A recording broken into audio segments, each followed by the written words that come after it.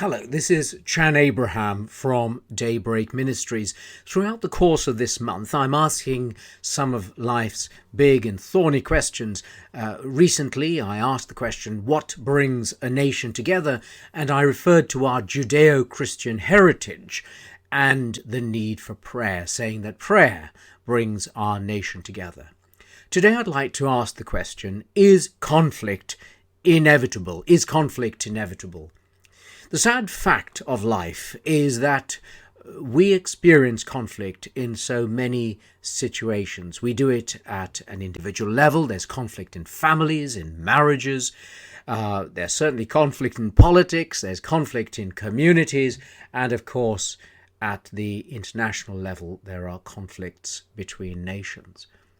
Question is conflict inevitable? The sad fact is that yes, conflict is inevitable, except in certain circumstances. And I'll answer that in just a moment.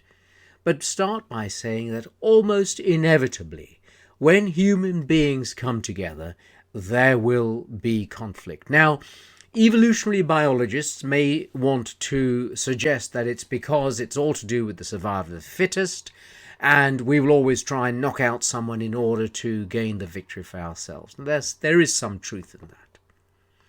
But Christians believe that the reason conflict arises is because there is something innately wrong within the human condition.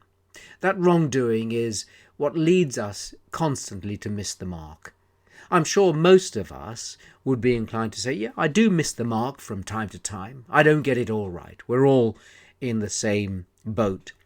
The old-fashioned word, which some of us may be familiar with from the Bible, is sin. It's perhaps not a well-known one to use today, so perhaps it's simpler to simply say we've missed the mark. It's because we've missed the mark, big time, that we end up having conflicts among ourselves, between nations, and we even have conflicts in our own hearts and minds.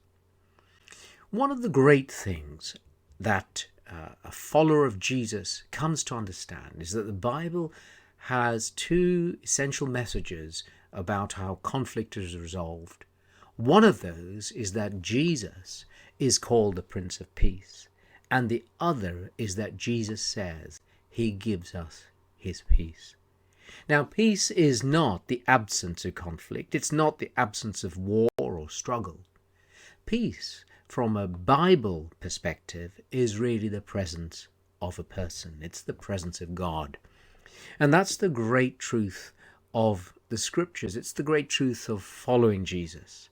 That because he contains peace within himself, because he is peace, he is the person who controls peace, he can bring that into our lives. So today, if we feel stressed and all worked up, do you know, there is a time and place to open our hearts to him and to ask him to come inside. As far as nations are concerned, is there hope for nations? Is conflict inevitable? Yes, maybe conflict is inevitable, but there certainly is hope that by bringing in, firstly, perhaps the principles of the teachings of Jesus, but then at a national level, imagine it, entire governments opening themselves up to what Jesus said and to him, could bring us a new age and era of peace. Is conflict inevitable? Perhaps it is. But peace is what God gives us in Jesus Christ. And that's the thought for today.